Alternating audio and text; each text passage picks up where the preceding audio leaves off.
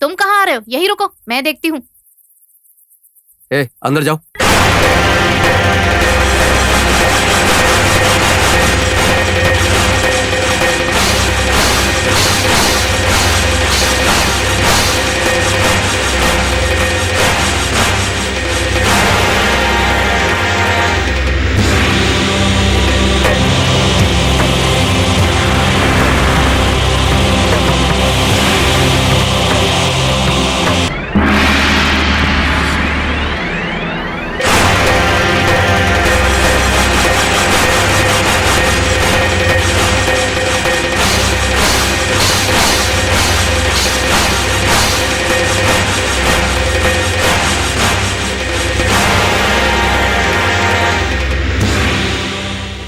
सोनी, ए सोनी, बोलो, सांप काटने से इंसान मर जाते हैं क्या? मर जाते हैं मतलब? मर जाते हैं मतलब नहीं जानती हो क्या? मरते हैं मतलब भगवान के पास चले जाते हैं। भगवान के पास कैसे जाते हैं? मरते तो जाते हैं। किसने कहा कि मरते हैं तो भगवान के पास जाते हैं? कहीं टीवी सीरियल में देखा था। वैसे तो मैं क्या पूछ रहा हूँ, तुम क्या बोल रही हो? हाँ पूछो ना, तुम्हें डाउट है क्या? सांप काटने के बाद उसके जहर से मरते हैं ना? नहीं, नहीं मरते हैं। सांप में तो जहर होता है ना? सारे सांपों में जहर नहीं होता है, कुछ ही सांपों में जहर रहता है। वैसे तो सांप किसी को डसते नहीं हैं। अगर हमने यूं ही किसी को परेशान किया तो गुस्सा तो आता ही है ना। तुम ही बताओ, गुस्सा आएगा ना? हाँ। ऐसे ही उन्हें परेशान किया तो वो फन फैलाते हैं और काटते हैं, काटते हैं, काटते हैं। हाँ, अब समझ में आया। इंद्राणी अभी तक सोई नहीं क्या? ठीक है, जाके सो जाओ। हरीश मैंने कहा था ना बाहर सांप को मार रहे हैं, मत देखो। फिर भी देखा ना, अब डर लग रहा है। ये नहीं डरता। अरे तुम इसे खामा-खा डरपोक मत बनाओ, ये बहादुर बच्चा है। बहादुर आप ही के जैसे। हाँ। रूपा, बहुत देर हो गई है, सब लोग जाके सो जाओ। अरे रे, क्या हुआ बेटा? बाल क्यों खुले रखे हैं? रात के वक्त बाल खुले नहीं रखने चाहिए। रूपा, इसकी चोटी बना दो। अच्छा, जाओ ठीक बेटा। है।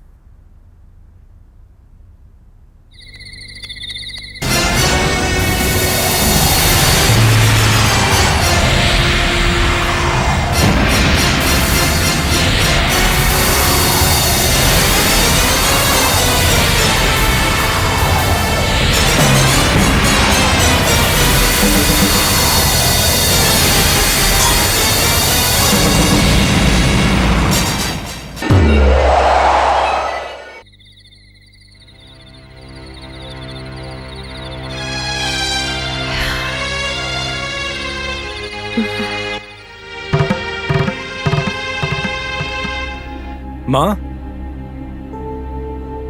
हाँ बोलो। ये सब इन लोगों के यहाँ आने के बाद ही हो रहा है, आपको नहीं लगता क्या? क्यों, अब क्या हुआ? मांत्रिक ने कहा था ना, इंद्राणी एक मनहूस लड़की है। चुप कर। इंद्राणी को मनहूस बोलते हो? अगर इंद्राणी को कुछ बोला ना तो तुम्हारा खून कर दूंगी, संभल कर रहना। आपको संभल कर रहना चाहिए, मुझे नहीं। ये मैं नहीं बोल रहा हूँ, ध्यान से सोचेंगी तो समझ में आएगा। इससे पहले कभी ऐसा हुआ है क्या?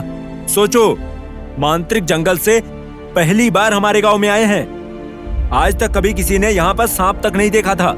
सांप पहली बार घर के अंदर आया है। इन लोगों के घर में कदम रखते ही सब अनर्थ होने लगा है। वैसे आपने उस बच्ची को अच्छे से देखा है ना? अगर देखोगे तो पता चल जाएगा। मैं बोल रहा हूँ कल ही। कल ही? क्या हुआ था कल ही? बोलो। कुछ भी बोलते रहते हो, समझ में आता है क्या कुछ? मैं देख रही हूँ तुम्हें। जब से मेरे बच्चे बहू सब आए हैं, तुम्हें जलन हो रही है। वो मेरी पोती है, इस घर की देवी है। आइंदा बच्चों के बारे में कुछ भी बोला ना तो तुमसे बात नहीं करूंगी, याद रखो। जाओ यहाँ से, चले जाओ।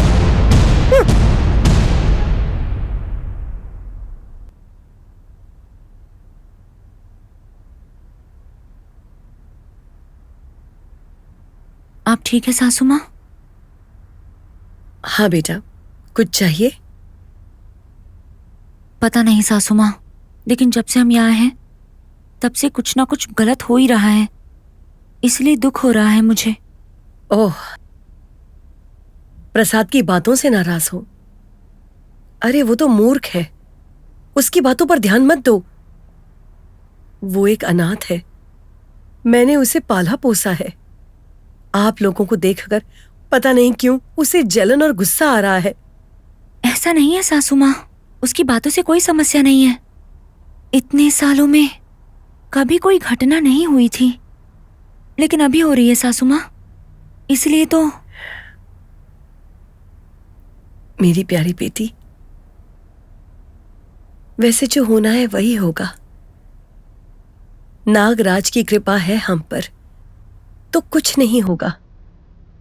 इतने साल आप लोगों का इंतजार किया है, दिन तकलीफ में गुजरे, लेकिन अब आप लोगों को देखकर सब भूल गई हूं मैं। मेरा तुम लोगों के सिवाय और कौन है बेटा? अभी तुम लोगों के साथ बिताए 15 दिनों में मुझे अगले 15 सालों की खुशी मिली है बेटा। अरे सासू माँ। हाँ बेटा, वैसे भी मेरी पोती को बोलने वाला वो कौन होता है? कल ही उसको घर से निकाल दूंगी। अरे सासू माँ प्लीज देखिए, आप ऐसा मत करिए। नहीं बेटा, पूरी जायदाद मेरे बेटे की है। इसका असली हकदार वही है। यहां रहने का हक सिर्फ आप लोगों को है बेटा। किसी के कुछ बोलने से आप जाने के लिए बोल रहे हो, ये आपको ठीक लगता है बेटा? 11 साल जिद के कारण मैं उसको छोड़कर जी रही हूं। इतने साल बाद आप लोगों के आने के कारण मुझे समझ में आ गया कि मैंने क्या खोया था, मेरा क्या नुकसान हुआ था। एक बार गलती की थी, उसकी सजा मुझे दोबारा मत दो बेटा, मत दो। करना सासू माँ, हम कहीं नहीं जाएंगे। मैं जानती हूँ आपकी ममता, आपको तकलीफ देने का कोई इरादा नहीं था। आप बस खुश रहिए, आप बस शांति से रहिए, बस यही हमारी इच्छा है मलथम्मा। आप लोगों के बिना खुशी और शांति मुझे नहीं चाहिए। इतने दिन बेटे के बिना मैं एक अनाथ की तरह जी रही थी। फिर से मुझे अनाथ बनाकर मत जाओ बेटा, मत जाओ, मत जाओ।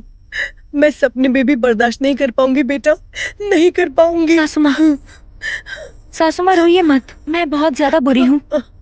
मैंने आपका बहुत दिल दुखाया है सासू माँ, मुझे माफ कर दो सासू माँ। आपको छोड़कर हम कहीं पे भी नहीं जाएंगे, यहीं पर रहेंगे आपके साथ, ठीक है? ठीक है ना? हाँ मेरी बच्ची, तुम मुझे समझती हो मेरी सोना। बस यही काफी है मेरे लिए, बस यही काफी है।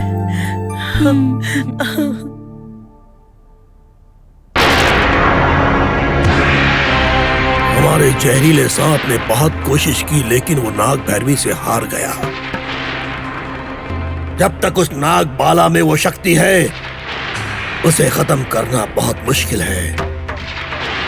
उस बच्ची से नाग भैरवी को अलग करके उसे अपने वश में करने की योजना बनानी पड़ेगी। शिष्यों, जी गुरुजी।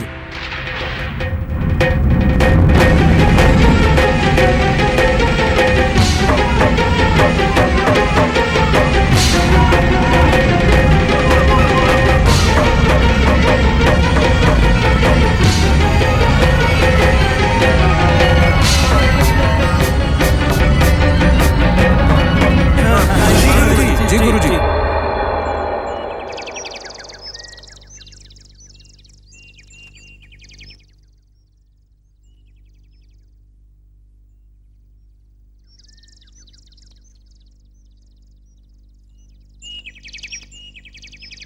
सूर्या, असल में सांप को क्यों जलाते हैं?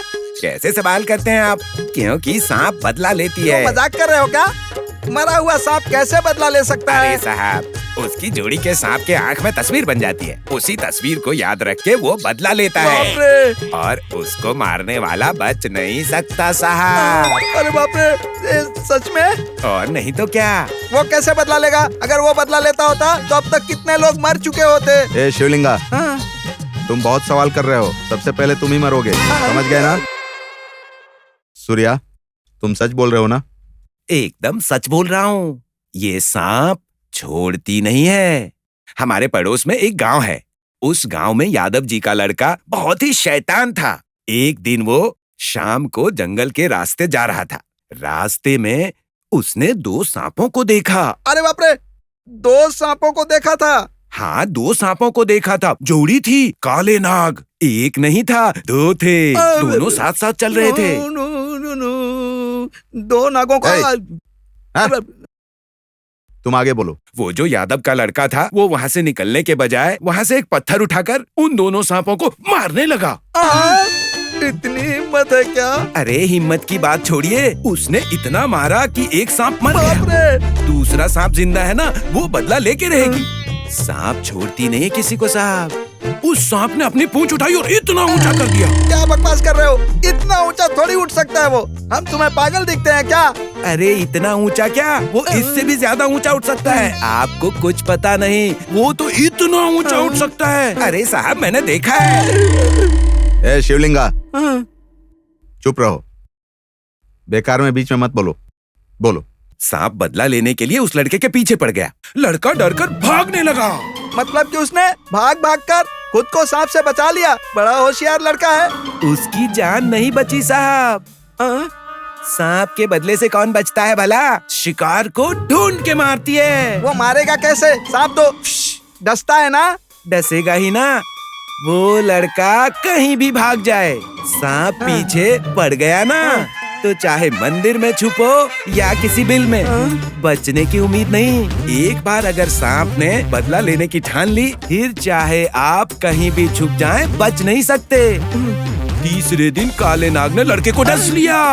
बेचारा, उसके साथ अन्याय हुआ। अन्याय कैसे हुआ साहब? सांप अपने रास्ते जा रहे थे, उनको मारना पाप है ना साहब।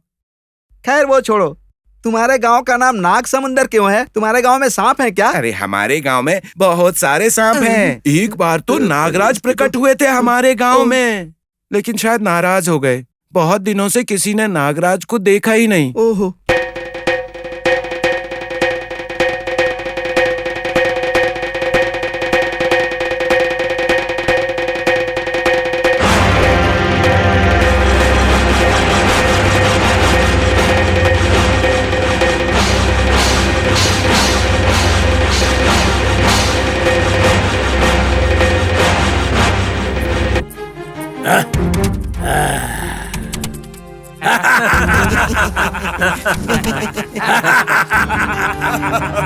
इतने दिन का श्रम सफल हुआ। मैंने नागमणि को अपने वश में कर लिया। यह अद्भुत नागमणि अब मेरी है। इस नागमणि की शक्ति से मैं बहुत ज्यादा शक्तिमान हो गया हूँ। इतिहास में नागमणि को हासिल करने वाला पहला इंसान हूँ मैं। अब मुझे कोई तकलीफ नहीं। इस नागंतक स्वामी की शक्तियों को अब कोई नहीं रोक सकता।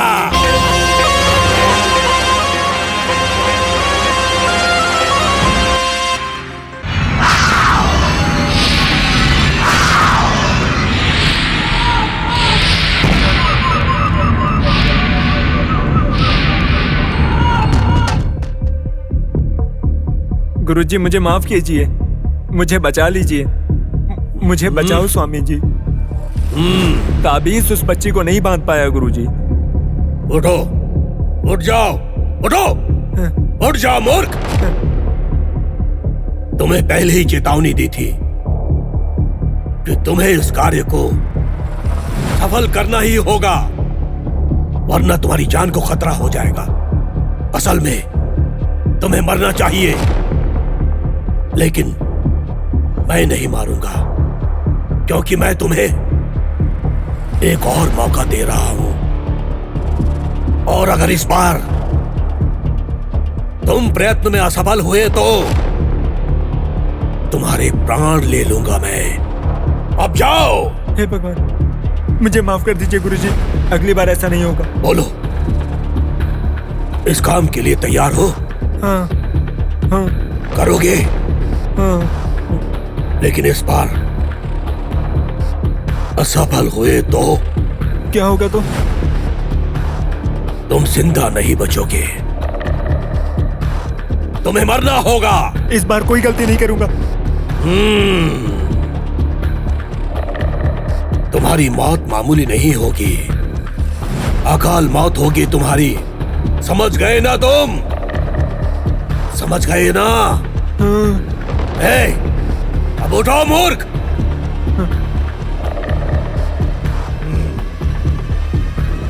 बैठो।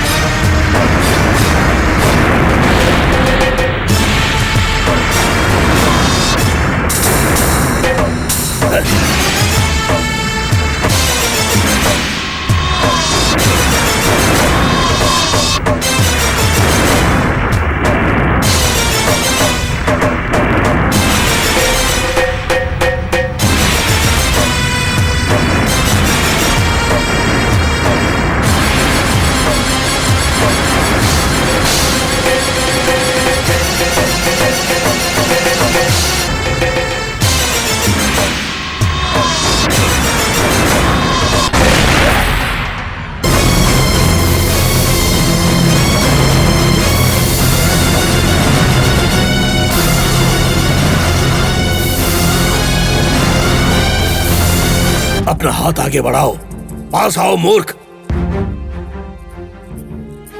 ये लेकर जाओ, भोजन में मिला देना उसके। समझ गए ना? इसे संभाल के ले जाओ, खाने में मिला देना। उस बच्ची के नहीं, नाग भैरवी के, उसके खाने में मिला देना इसे। तभी वो मरेगी। समझ गए? और उससे मेरा पीछा छूट जाएगा और तुम्हारी इच्छा पूरी हो जाएगी। तुम्हारी इच्छा पूरी होगी। तुम्हें इस काम में सफल होना होगा। अब जाओ, उठो। अरे उठो मूर्ख।